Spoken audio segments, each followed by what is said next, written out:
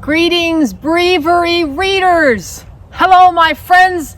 I hope you are having a holy Lent that is bringing you both challenges and joys as we anticipate the great vigil of Easter. Now, many of you who have visited this site before and who are reading along in the Breviary know that we took time to talk a little bit about Star Wars and why the Star Wars epic is included in this daily devotional. But today, I've decided to talk a little bit about why the Lord of the Rings has arrived in this devotional. And to do so, I've come out here to a Shire.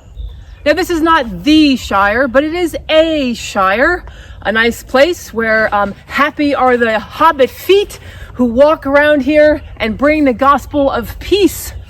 But my friends, when you ask about Harry Potter or Star Wars, you can definitely talk about Christian themes that are in those stories.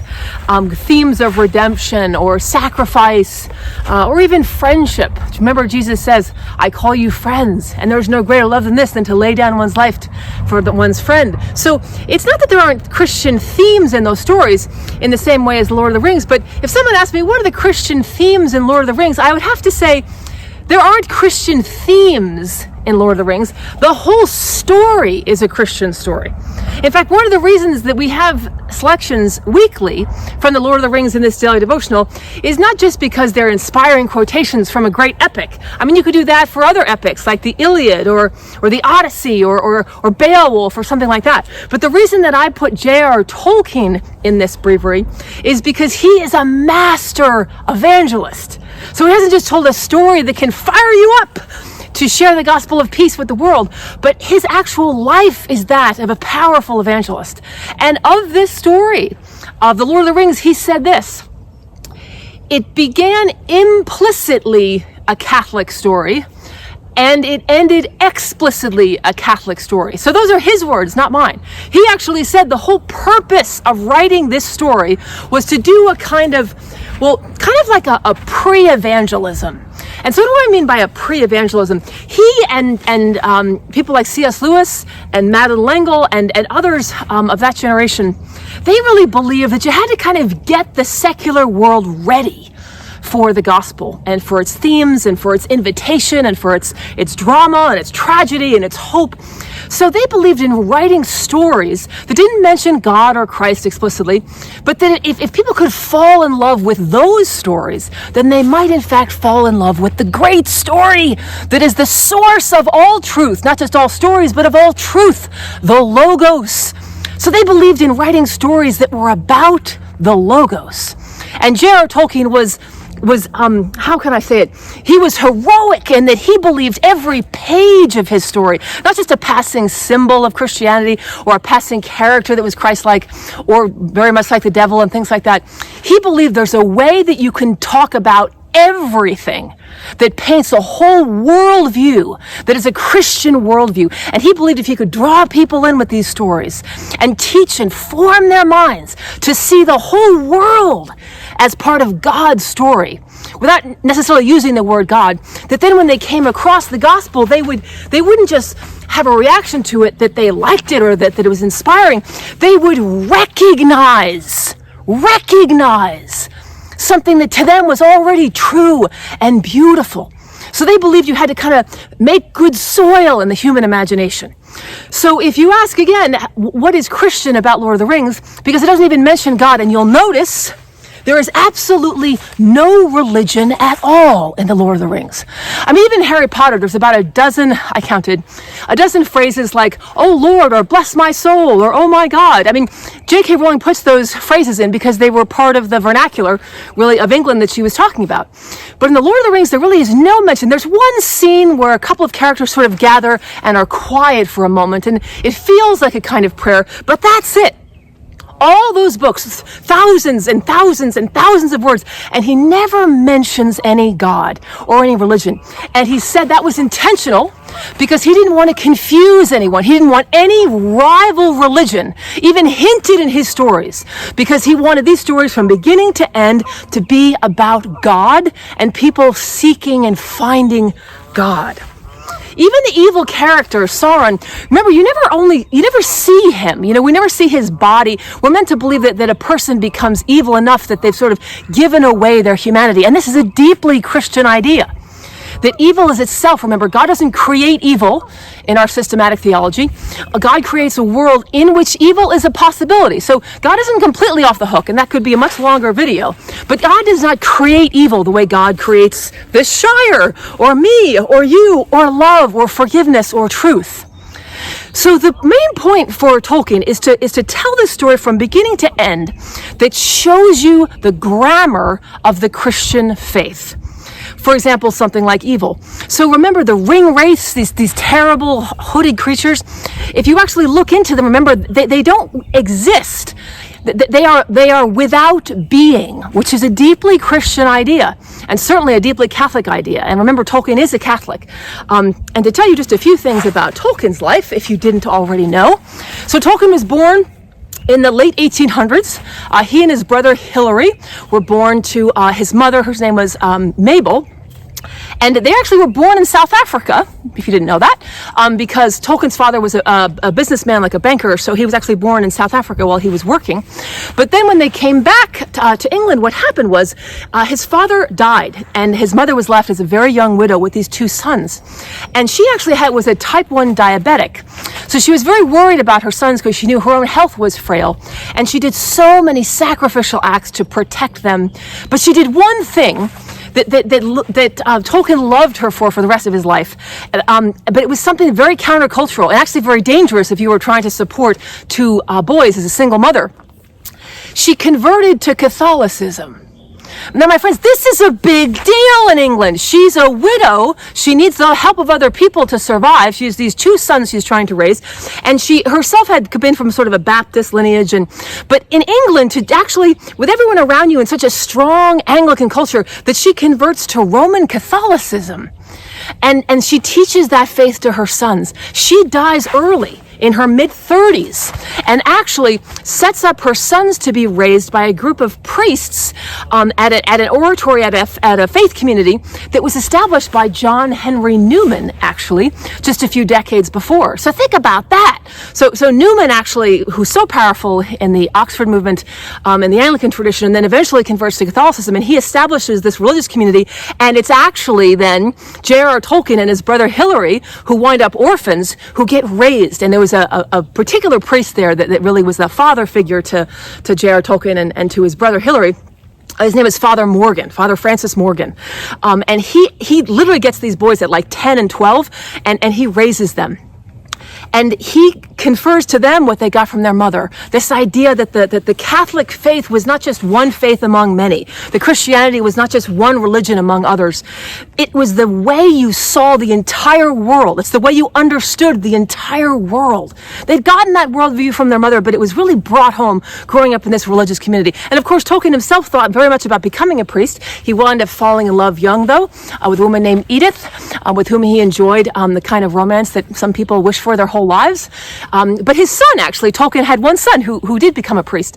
So Tolkien's connection and love and acknowledgement that priests saved his life, but also formed his imagination and his intellect. Keep in mind, too, Tolkien, if you didn't already know this, as a teenager, was already showing incredible skills in cartography. That's a thing, which is map making. And he and his brother, similar to Lewis, who also had a brother, very similar, the age difference, just a year or two between the two of them.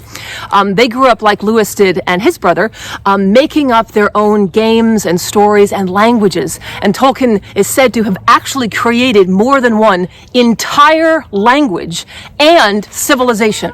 Making maps, writing up an ancient history of the civilization, a current history of the civilization, and ideas about what they would do in the future. Actually, which is very similar to what Lewis and his brother Warney did.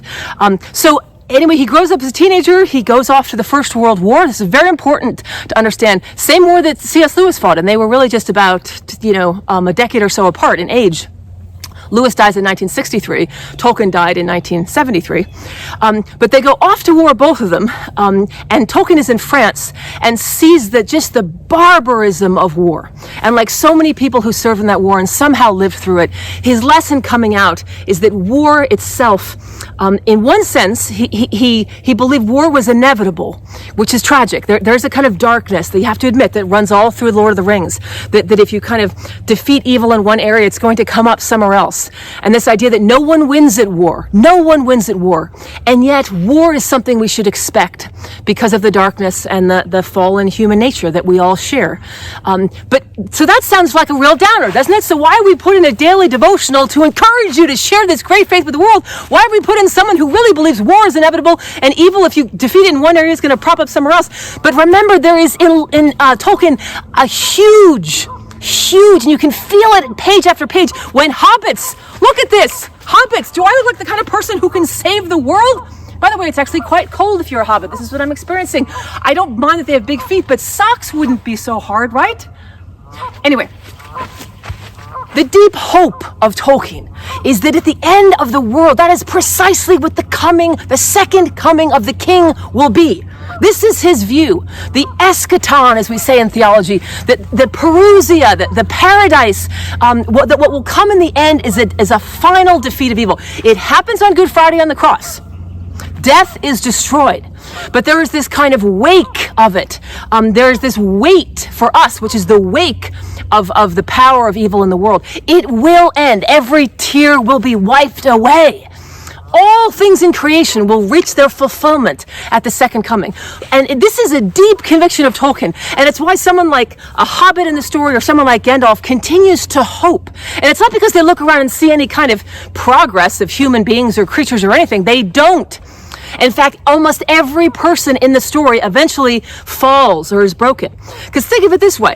Gandalf has to go find hobbits about the ring, remember? Because even Gandalf admits that he himself doesn't trust himself with the ring. He knows himself. He knows what the ring can do to a person. And because he's so powerful, he knows all that power is not going to help him turn away from the ring. It's probably going to draw him toward it. And that's exactly what happens with Gandalf. But then look at Frodo. You think, okay, find someone pure. Find hobbits that sing and dance. But what happens in the end? Even Frodo, what is Tolkien telling you? There is no human person who is perfect. At the very end, you think Frodo goes all the way and he's going to do the right thing with the ring. He doesn't, right? It's kind of a spoiler alert, sorry. But let's just say Gollum is really involved with the destruction of the ring. But anyway, you're meant to see that there are definitely characters in the story aimed at the reader so that they would understand what a second coming would be like, what hope fulfilled would look like. And you get these little flashes of it, and who Jesus Christ is.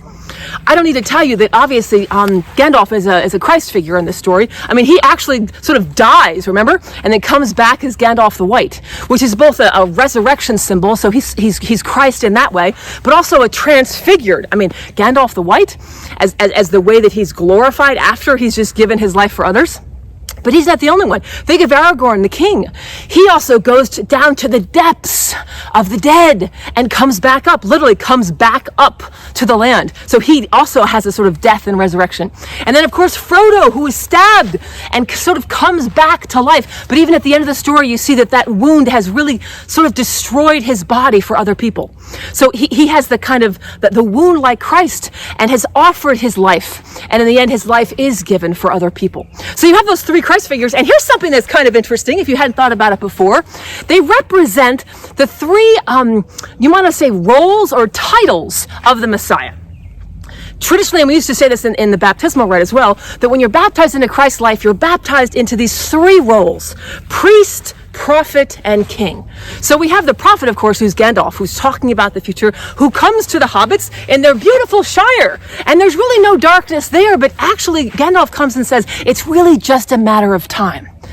That when you embark on this journey, this challenge to destroy the ring, you do it not to protect someone else's land or someone else's life. You do it to protect the Shire, because sooner or later, evil anywhere in the world will be evil everywhere in the world if we don't push it back. So, of course, Tolkien is sort of a Christian realist in that he doesn't believe a group of committees or book clubs or even armies can defeat evil in the world. He does not believe that. He's very skeptical of human progress and things like that. But he does, through the mouth of Gandalf, remind what we heard from Martin Luther King: a threat to justice anywhere is a threat to justice everywhere. And that's basically what Gandalf says to the hobbits. So he invites them, come now on this journey, because when the life you save may be your own. Okay, so you have these three roles. You have the prophet, who's Gandalf, who's the person who sort of lights the way and tells people what can be. Not sure what will be, but tells them what can be and shows them with his life. And then you have the king, Aragorn, of course, who kind of reluctantly takes on that role, but then leads his people in that role, claims it. Then you also have prophet, priest. That would be Frodo. Now, you may say, Frodo's a priest? Well, yes, because he's the person that has the particular job. It's not more important than the other two, but the particular job of actually giving his life over, of doing the hard work, of bringing the ring, of carrying what he can carry. Now, one of the things I love about how the fellowship comes together is there are so many lessons for our bravery, for people who want to be great evangelists. Gandalf cannot do everything on his own. He can be the most powerful wizard in the world. But just like in Harry Potter, where you have Dumbledore actually employing the help of teenagers, why is he doing this? Because the same message in Harry Potter can be found throughout Lord of the Rings, which is that one person cannot do everything. That's what Sauron is. That's what it looks like for one person to have everyone else do what that person wants. So he goes to the hobbits because he knows they're pure of heart, and there's a better chance that their gifts as a people for joy and for feasting and strong devotion and love to one another, that their gifts were needed to form this fellowship. But then you have other creatures as well. Remember, it isn't one person that it looks like Frodo's the one who has to carry the ring, but he can only carry the ring because of other people. So are you that kind of an evangelist and a leader? Do you go off as a lone wolf and think you can do things all by yourself? In that story, in the Lord of the Rings, that's what Sauron has done. He's made alliances with people, and over time has taken over the world in darkness, and then begins to destroy not just people's souls, but destroy the actual creation. So there's a real lesson here that he's sort of, think of someone like at the beginning of creation who falls and decides to bring everyone else down with him. So that's not the model that we want, that kind of individual going out and saving the world, because that's that's the character in the Lord of the Rings you don't want to be. But Gandalf, who will go out and will partner with elves and will partner with hobbits, knowing that there's something they can do that he can't. There are temptations that because he's powerful, that will draw him in ways that they won't draw in other people. So think about your own ministry and your own life. Do you have hobbits in your life? Do you have elves in your life? Do you have different kinds of loyalties and friendships with people because you know it takes a village to spread the gospel? Judas was a lone wolf. He had an idea on his own. He didn't talk to anyone about it. And then he went and did something that makes him famous, I should say infamous, in Holy Week. Judas is what it looks like to try to do something on your own. That's the opposite of a fellowship. So let me say this. If there's one thing I'd like you to remember, it's the difference between the Lord of the Rings and one other book that sounds very similar. In 1954, in May of 1954, a book is published called Lord of the Flies. I wonder how many of you have read that book. I like to talk about the Lord of the Flies and the Lord of the Rings all the time. So that book came out, and remember, 1954, it's coming out after the Second World War, after the world has seen, whether it's the Nuremberg trials or the liberation of the death camps, the utter darkness, the abyss of human understanding and choice that was the Holocaust. So the whole world is trying to take this in, and for many people, it just sort of changed their whole view of human nature, of what a human person was actually capable of. And how many of these Nazis were not Hitler, people that lived in a country and just began to believe what the Fuhrer was telling them about themselves, about the world, about Jews, about anyone that didn't agree with the Nazi party. How could this happen? So this novel comes out, Lord of the Flies, and I gotta tell you, it doesn't surprise me that it didn't take in the very beginning, but over time it's this award-winning novel. And if you don't know the story, it's a big bummer. I'm not saying this should be your bedtime story, so let me just give you a quick thumbnail. A bunch of boys from a British boarding school, they go off on a ship, they get shipwrecked, the adults die, it's just the boys taking care of one another, and for about an hour they're good to each other because they've been trained, they have all these British manners. But over time they start taking their uniforms off and put a little war paint on, and then they start fighting, and they have to keep a fire lit, and the older ones start sort of teasing the younger ones, because remember, that kind of bullying goes on in schools. So they sort of brought that bullying spirit, that hierarchy, pecking order, they brought that to the island with them. And the idea is, over time they became, to use the word from the book, savages. And people love this story. And in the end, by the way, one of the boys is even killed. They then get rescued, and that's sort of the thrill of the end of the story. Is you're meant to think, oh my gosh, these boys have now been rescued. They're going to go back to England and sort of just melt back into society. And you've had chapter after chapter of seeing how horrible they are. Well, no surprises the world wants a story like this in 1954, because it explains maybe why the Holocaust happened. Because it's in our nature. There's this phrase, a philosophical phrase, homo homini lupus. Every man, it's Latin, every man is to another a wolf. And this is a view of human nature that comes out of the 16th, 17th century, Hobbes and Locke, right? These philosophers that taught that basically we seek our own pleasure. We avoid pain. That's what Freud would say in the late 19th and early 20th century, that this is what human nature is. We try to avoid pain and we seek pleasure. And every person is to another a wolf. So if I'm bigger than you, you're my lunch. If you're bigger than me, I worry and try to have you not eat me for lunch. And the whole idea coming out of the 16th and 17th century philosophical movements, as they merged with political movements, was the reason we needed governments and we needed the state. Remember the book Leviathan, if you had to read that in one of your Western Civ classes. This is this grand idea to explain that we need a legal system, we need laws to protect each other from each other. So the reason that you do give up a little bit of your freedom to the state is that that's going to give you a little freedom back. So if it's illegal for someone to hit you, it means you're not allowed to hit them either, but that's a social contract is what they called it. That's just very different than Christian philosophy. If you go back centuries before that to someone like Thomas Aquinas, 12th, 13th century, what you get is we don't believe that you have the state and laws because that keeps us from eating each other or beating each other up or cutting off someone's head and putting on a stake like they do in Lord of the Flies. We believe that we are born for communities. We're born for families. We're born for neighborhoods. We're born for nations. That it is natural to the person to be connected to one another. So we have political arrangements and we have legal systems, not because we have to keep each other from killing one another, but because we want to be in community. It's our nature to be in community. So this book comes along, Lord of the Flies, and it smashes all that, and it has the Holocaust as an example to say that is actually what it looks like when you look at human nature. And I think that that's the reason why to this day this is one of the most read books in middle school and high schools across the United States. It's part of the standard public school curriculum. Many of you had to read Lord of the Flies. Some of you read it in middle school, some of you read it in high school, and I taught high school for a while, and I'll tell you that it was read in the high school I was in too, and a lot of students said they didn't think of it as fiction. They so related to the bullying and what on there, a lot of kids called it a documentary. So it's still read popularly for this day. But that was May of 1954 when that book came out. Sad for the world, because it kind of put up a mirror to what many people worried human nature was. But then in September of the same year, 1954, what a year for novels. What gets published for the first time? The first in the Lord of the Rings series. It's the same year. Lord of the Flies comes out. The whole world only has to live with that story for a few months. And then bam, the Empire Strikes Back in a good way. And we get the Lord of the Rings. An entirely different story. Of course, it wasn't written as a response to Lord of the Flies, but it is. Every page it is. It does not say every man is to another a wolf. What it says, no, Hobbit and Elf and Gandalf, Wizard, can work together and should and can find joy in working together. Yes, there is evil. There is a lot of evil. There is a lot of war. You can't read Lord of the Rings and not remember that Tolkien himself as a teenager was just on the killing fields in the First World War, watching people with different kinds of gases and the first chemical warfare used and bayonets and just a horrible bloody experience. So that's throughout all of Lord of the Rings, that kind of belligerence and that kind of just tragedy in the sense that war is just useless carnage, and that it will continue until Christ liberates us from that. But think about those two stories together, my friends, as you continue to read through the breviary and think about the kind of person and the kind of evangelist and the kind of God that we believe in. Because when you think of the two stories together, those are the choices, right? I mean, there are some other world war choices, but those are the extremes. You either believe that we have to take care of ourselves, that we enter social contracts, that we make deals just to kind of watch our own back, that people don't have our own back, they're ready to stab us in the back. That's one worldview. That's the Lord of the Flies world. And then, my friends, there is the Lord of the Rings, a world based on friendship and courage and virtue, faithfulness, and every single page of the Lord of the Rings. And it's said at one point, remember there's one character, Sam, who at one point just says, I feel that there's strong magic here.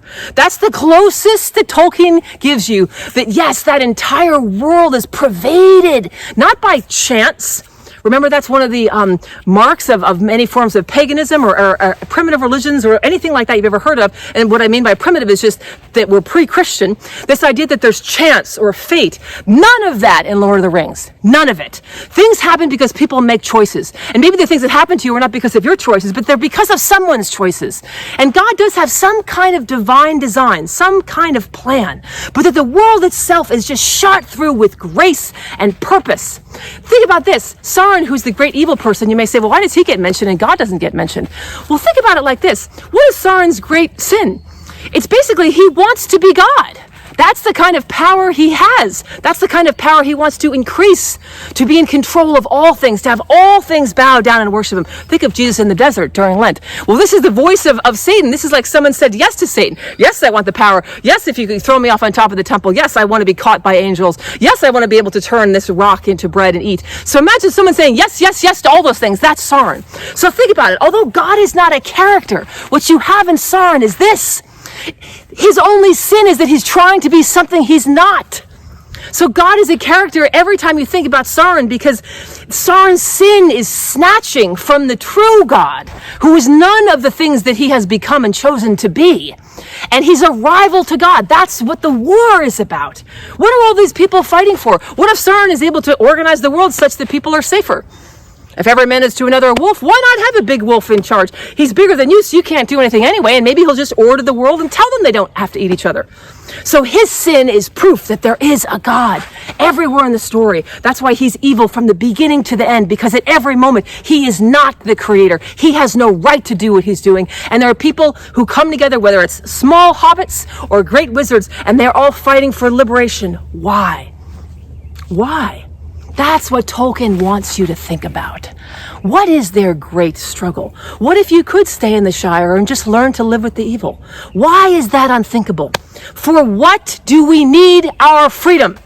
And we come back to the hobbits. To choose love and friendship and feasting. And no, that doesn't keep you from cancer or poverty or structural racism. Tolkien is aware of the versions of that in his own time. And the reason he has all of these creatures come together in a fellowship is to show that even when some of them die, and all of them will, including Frodo, that they have enjoyed understanding what is true. Sauron and evil are not true. Orcs and all the creations of people who really have no being at all. That's why Sauron doesn't even have a body. Like the ringwraiths, his evil has become so complete that he has taken the humanity out of himself. Remember, Tolkien said the same thing that C.S. Lewis and Madeline L'Engle would say later. They don't believe any human soul ever winds up in hell or apart from God. And you know what they say? The only things that wind up apart from God are things that have so emptied themselves of their humanity by their choices and the way they live their life, that there's nothing to be in relationship with God with. And Sauron is the perfect example. The ringwraiths are just a small example. That they don't really have being. They're like Dementors in Harry Potter. Yes, the reason you can't kill them is because they're not alive. They're empty. They have taken the humanity out of themselves completely. And that's what puts you apart from God. Not some kind of judgment. Not God's picking up big hobbit God feet and sort of kicking Adam and Eve out of the garden. That's a very simplistic reading of that story. They chose a power that could not exist with God, who wanted to love them through the tree of life forever. They didn't want that. It was their freedom that put them outside the garden. They were not put in time out. Because remember, when they leave the garden, what God says, God doesn't yell at them. God says, I bless you. Go forth, be fruitful, and multiply. That's not putting someone in time out. That's saying, you're going to keep going in the direction you've chosen, and I'm not going to stop you. So therein lies the tragedy and the horror of so many of the pages of The Lord of the Rings, that we are given the power. This is why the Russians can write 900-page novels. And epics are full of tragedy, because we continue to choose. We see God's way, we see the good, and then we think that there might be another way to benefit ourselves, to protect ourselves.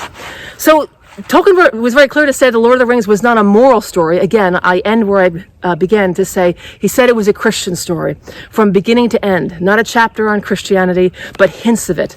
Like the lembas, remember the bread of the elves, that if you eat it, it brings these powers to your body? Come on, if you didn't think about Eucharist, you need to go back and read that part. And they can carry it with them. And there's this like objective power that, days or weeks, all they have to do is wrap it up and unwrap it, and it can save their lives and their souls. And that's exactly what it does. I mean, you just see Tolkien's commitment to the Eucharist in something like that. So there's 100 things that I could say more, but we've gone too long already. If you're interested in reading some more of the commentary on the Lord of the Rings, one of the best books written is by an Anglican priest, a theologian and a scholar and a preacher many of you have heard of, Fleming Rutledge.